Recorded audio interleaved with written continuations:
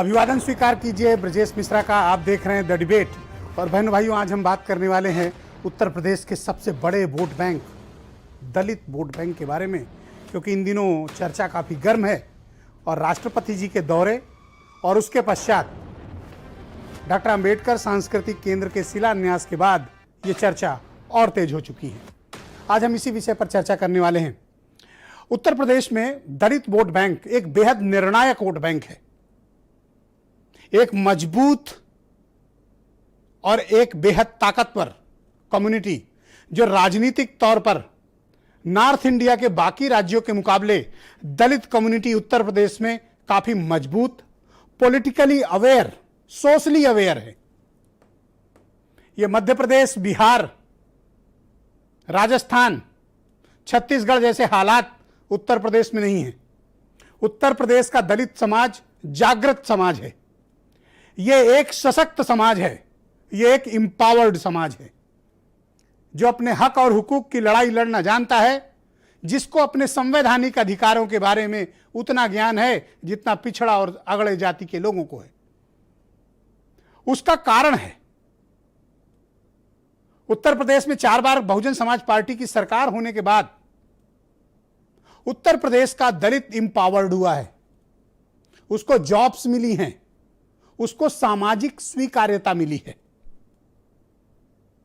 उसको राजनीतिक ताकत मिली है और उसको भी सत्ता मिली है। सत्ता होने से क्या सामाजिक बदलाव आते हैं, इसको देखा है उत्तर प्रदेश के दलित समाज ने।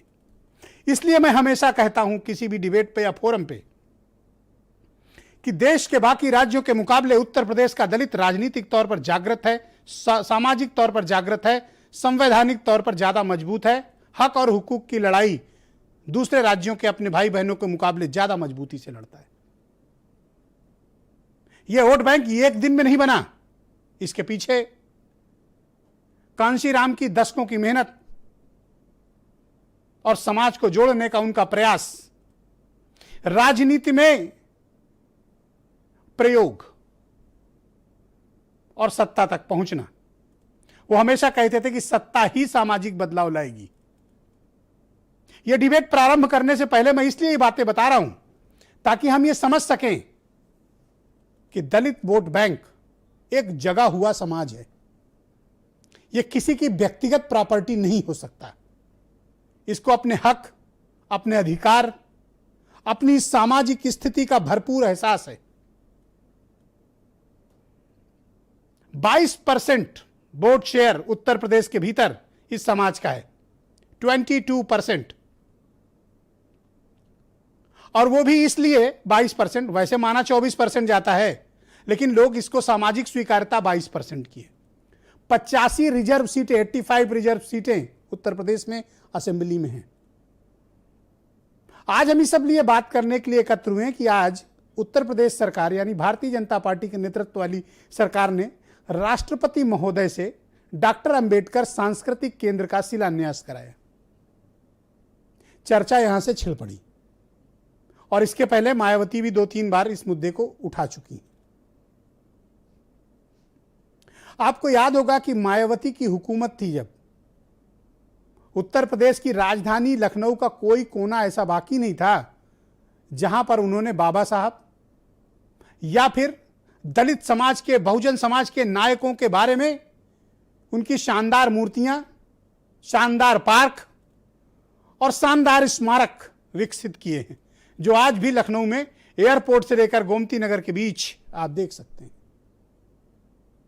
मुझे बहुत अच्छे से याद है कि जब अंबेडकर पार्क पहली बार बना था गोमती नगर लखनऊ में, भारतीय जनता पार्टी ने उसे पैसे के दुरुपयोग का स्मारक कहा था। तब उस स्मारक की लागत करीब 100 करोड़ आई थी। तब यह कहा जा रहा था कि 100 करोड़ की लागत से कितनी फैक्ट्रियां खुल सकती थी, कितनों को रोजगार मिल सकता था। आज भारतीय जनता पार्टी खुद करोड़ों की लागत से बाबा साहब का स्मारक बनवा रही है। तो दलित याद आए क्योंकि चुनाव नजदीक आ गए। जब जब चुनाव नजदीक आता है, इस बेहद ताकतवर वोट बैंक को अपनी तरफ आकर्षित करने की कोशिशें होती हैं। और मैं हमेशा इस बात को कहता हूं, बिना राजनीतिक वजह के कोई कार्यक्रम नहीं होते और बिना सियासी लाभ के राजनेता कभी कोई चाल नहीं चलते हैं। अगर आप इसको नहीं समझते हैं तो आप अपनी समझ को दायरा बढ़ाइए। आप याद करिए कि इस वर्ष के प्रारंभ में वाराणसी के भीतर क्या हुआ था, संत रविदास जी के मंदिर में क्या हुआ था। प्रधानमंत्री से लेकर प्रियंका गांधी से लेकर अखिलेश यादव सब वहां पर शीश झुकाने पहुंचे थे। कारण राजनीतिक है, कारण इस वोट बैंक को अपनी तरफ आकर्षित करना है। तो ये वोट बैंक दरअसल किसके साथ है? अगर 2017 का हम चुनाव माने पैमाना और एक मानदंड माने, 85 में से 69 सीटें 69 सीटें भारतीय जनता पार्टी जीत के आई थी और उनका इन सीटों पर वोट शेयर 39.8 यानी करीब 40% था। और जब 2012 में समाजवादी पार्टी की सरकार बनी थी तो इन 85 में से 58 सीटें जीतकर आई थी समाजवादी पार्टी। बीएसपी इन सीटों पर पीछे है। लेकिन आप इन सीटों की बात अलग कर दीजिए, ओवरऑल पर्सपेक्टिव में बात करिए। गिरी से गिरी हालत में किसी की भी लहर हो, किसी की भी सुनामी हो, बहुजन समाज पार्टी को 16 से 20%, 18% का वोट शेयर उनका इंटैक्ट है। यानी उतना वोट मायावती के पास है, चाहे वो किसी की सुनामी हो, चाहे किसी की लहर हो और चाहे कुछ भी हो। मैंने कई चुनावों का अध्ययन किया है। हर चुनाव में मायावती का वोट शेयर जनरल इलेक्शंस में, चाहे वो असेंबली के हों या पार्लियामेंट के हों, कभी 18%, कभी 19%, कभी 17% के आसपास रहता है। यानी इतना वोट शेयर उनके पास इंटैक्ट है। अगर इसमें कोई बड़ी जातियां जुड़ जाती हैं, वोट परसेंटेज बढ़ जाता तो वो नंबर ऑफ सीट्स बढ़ जाती हैं।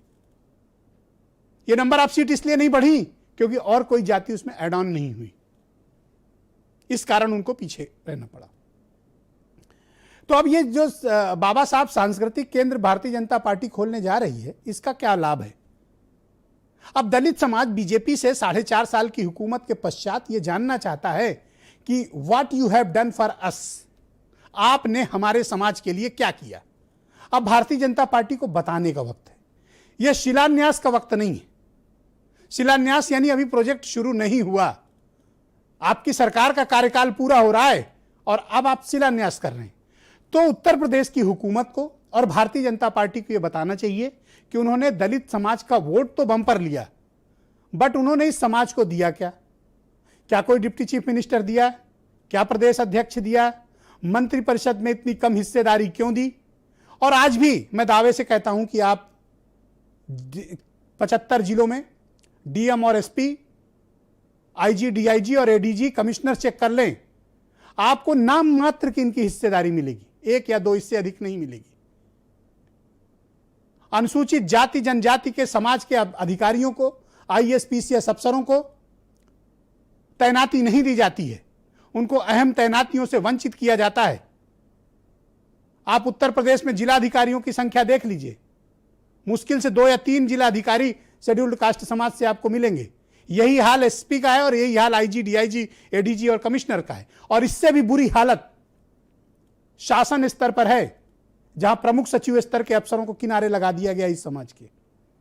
एसटी समाज के कुछ अफसरों को जरूर एडजस्ट किया गया, लेकिन शेड्यूल्ड कास्ट समाज के अफसरों को किनारे लगा दिया गया। यही हाल पिछड़ा समाज के अफसरों को है। तो सत्ता में, शासन में इनको हिस्सेदारी से आप वंचित क्यों करते हैं? वोट लेते समय आप इन्हें हिंदू बताते हैं, जाति का बंधन तोड़ने की बात करते हैं। लेकिन मेरा कहने का तात्पर्य सिर्फ बीजेपी के लिए नहीं है, यह बीएसपी के अलावा बाकी दलों के लिए भी सवाल है कि सत्ता में हिस्सेदारी देते समय आपको रोना क्यों आने लगता है? इस समाज के सरकारी अधिकारी और कर्मचारियों को आप हाशिए पर क्यों लगा देते हैं? इस समाज के विधायक, सांसद और मंत्रियों को आप इतनी उपेक्षा क्यों करते हैं? यह बात सिर्फ बीजेपी पर ही लागू नहीं होती है, अधिकांश पार्टियों पर लागू होती है। क्या इस समाज में मेरिट के बेहतरीन अफसरों की कोई कमी है क्या? आपके अगड़े और पिछड़े समाज के जिन अफसरों को आप गले लगाकर घूमते हैं, हो सकता है कि ये उनसे ज्यादा काबिल हों, योग्य हों, आप इन्हें मौका दीजिए, लेकिन इन्हें मौका नहीं दिया जाता। उत्तर प्रदेश का नियुक्ति विभाग हो या गृह विभाग हो, शेड्यूल्ड कास्ट अफसरों की एक अलग से फाइल बनती है और उनकी तैनातियां ना हो, ये इंश्योर किया जाता है। और अगर हो भी तो मजबूरी में, सिर्फ नोशनल दिखाने के लिए, वरना डेटा सार्वजनिक किए जाएं और बताए जाएं कि उत्तर प्रदेश में कितने कलेक्टर शेड्यूल्ड कास्ट हैं, कितने एसपी शेड्यूल्ड कास्ट हैं, कितने प्रमुख सचिव शेड्यूल्ड कास्ट हैं, मुझे बताया जाए। मुख्यमंत्री के सचिवालय में कितने शेड्यूल्ड कास्ट हैं, एडीजी डीजी स्तर के अफसर कितने शेड्यूल्ड कास्ट हैं, विशेष सचिव सचिव कितने हैं, कमिश्नर कितने हैं। और ऐसा नहीं है कि समाज के अफसर नहीं हैं, वो लाइन हाजिर हैं, सचिवालय में किसी कोने में पड़े हुए हैं। ये हाल तो इनके समाज के अग्रणी नौकरशाहों का है। तो आप समझिए कि बाकी लोगों का क्या हाल होगा, इंजीनियर बिरादरी में क्या होगा, चिकित्सकीय व्यवस्था में क्या होगा, शासन के दूसरे तंत्र दूसरे डिपार्टमेंट में इस समाज के लोगों का क्या हाल है। अब ये बात खुलकर चर्चा करने का वक्त है, क्योंकि इस 22% ने तो आपको झूम कर वोट दिया, लेकिन आपने इसको झूम कर लौटाया क्यों नहीं, बड़ा प्रश्न है। इस समाज के नाम पर कुछ भरे पेट के लोग जो पूर्ववर्ती सरकारों में भी मलाई खाई, इस सरकार में भी वो जमकर मलाई काट रहे हैं। बहुत से ऐसे इतना पेट भर गया है कि उनको राज्यसभा तक भेज दिया गया। लेकिन आम दलित, जो दलितों को रिप्रेजेंट करने वाले लोग हैं, जो इस समाज के लिए लड़ रहे हैं, जो इस समाज के लिए खून और पसीना बहा रहे हैं, जिन्होंने अपनी जवानियां कुर्बान कर दी, मैं बहुत से ऐसे लोगों को जानता हूं इस समाज के, तो उस समाज के लोगों को हिस्सा क्यों नहीं मिला। यह समाज अब अपना अधिकार चाहता है, दलित समाज अपने हक और हुकूक की लड़ाई चाहता है। तो क्या मायावती इस हक और हुकूक की लड़ाई को लीड करने की स्थिति में है? अभी जवाब असमंजस भरा है। एक नया फैक्टर चंद्रशेखर उर्फ चंद्रशेखर आजाद के रूप में सामने आया, भीम आर्मी, आजाद समाज पार्टी भी उनका नाम है। क्या ये पार्टी बहुजन समाज पार्टी का विकल्प हो सकती है? अभी के लिए जवाब है नहीं, क्योंकि ये पार्टी अभी और चंद्रशेखर का प्रभाव राजनीतिक तौर पर अभी कुछ जिलों तक सीमित है। वो अपनी पार्टी का संगठन और दायरा अभी सेंट्रल उत्तर प्रदेश, ईस्ट उत्तर प्रदेश, रुहेलखंड, बुंदेलखंड की तरफ नहीं बढ़ा पाए, सहारनपुर मंडल और मेरठ मंडल के आसपास तक सीमित है। क्या ये मायावती को नुकसान पहुंचा पाएंगे और क्या इस बार मायावती कोई करिश्मा कर पाएंगी? दलित वोट क्या बीजेपी के साथ इंटैक्ट रहेगा जो 17 में था, या फिर सपा बसपा गठबंधन का स्वाद लग गया है दलित वोटर्स को और वो समाजवादी पार्टी को विकल्प चुनेगा, या फिर ये प्रियंका गांधी का दामन थामेगा? इस बार मसला आसान नहीं है। इस बार जवाब देना पड़ेगा कि वोट तो लिया, दिया क्या। अब चुनाव आए तो अंबेडकर साहब याद आए। कुछ बयान सुनिए। बाबा साहब के 6वां तीर्थ बनने जा रहा है लखनऊ में, और इसका स्वागत होना चाहिए था, और राजनीतिक चश्मा लगाना मायावती जी को बंद करना चाहिए। इस प्रकार के विरोध का कोई औचित्य नहीं है, इसका स्वागत करना चाहिए। भाजपा का मन काला है, विचार काला है। अंबेडकर जी की मूर्ति लगाने से वो लोगों का विश्वास नहीं जीत सकते। अंबेडकर लोगों के दिलों में है, विश्वास है, भावनाएं हैं। अंबेडकर जी संविधान के रचयिता हैं, और मैं समझता हूं कि संविधान को मानना ही अंबेडकर जी को मानना है, और जो पार्टी संविधान को ही नहीं मानती वो अंबेडकर जी को नहीं मान सकती। चुनावी मौसम में ही सही कुछ भारतीय जनता पार्टी वालों को याद आई। वैसे तो ये समय जो है उद्घाटन करने का है, लेकिन चलती बेला में अगर वो कुछ शिलान्यास भी कर जाते हैं तो चलो अच्छी बात है। ये मूर्ति लगाने से नहीं होगा, उनके विचारों को तो माने, उनके संविधान को तो मानबे नहीं करते हैं।